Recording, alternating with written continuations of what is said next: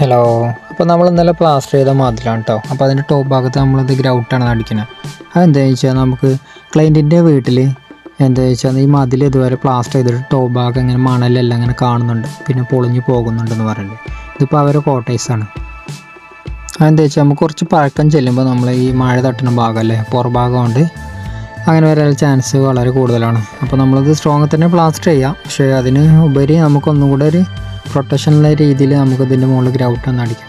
പക്ഷേ നമുക്കതിൻ്റെ മുന്നേ നമുക്ക് പ്ലാസ്റ്ററിങ്ങിൽ തന്നെ നമുക്ക് ഗ്രൗട്ട് കൊടുക്കാം, അതുപോലെ തന്നെ സിമെൻറ്റ് പൊടി എറിഞ്ഞിട്ട് നമുക്കത് മിനുക്കാം. പക്ഷെ അങ്ങനെ ആയിക്കഴിഞ്ഞാൽ നമുക്ക് എന്താ പ്രശ്നം എന്ന് ചോദിച്ചാൽ വൈറ്റ് സിമെൻറ്റ് നിൽക്കില്ല, അതുപോലെ ക്രാക്കൊക്കെ വരാനുള്ള സാധ്യത വളരെ കൂടുതലാണ്. അപ്പോൾ നമ്മളിത് വൈറ്റ് സിമെൻറ്റും നമ്മളതിന് ചെയ്യാം, അതുപോലെ തന്നെ നമ്മളിത് ഒരുപാട് സൈറ്റിൽ ചെയ്തിട്ടുണ്ട്. അപ്പോൾ അതുകൊണ്ട് നമ്മൾ കുഴപ്പമൊന്നുമില്ല, വൈറ്റ് സിമെൻറ്റ് നിൽക്കും. അതുപോലെ തന്നെ ഇതിൻ്റെ ടോപ്പ് ഭാഗം നമ്മൾ പ്ലാസ്റ്റർ ചെയ്യുമ്പോൾ ഒരു വശത്തേക്ക് ചെരിവിടണം, അറിയാത്ത രീതിയിൽ. അതെന്താ വെച്ചാൽ വെള്ളം ഇതിൻ്റെ മുകളിൽ സ്റ്റോർ ചെയ്തിരിക്കാൻ വേണ്ടിയാണ്.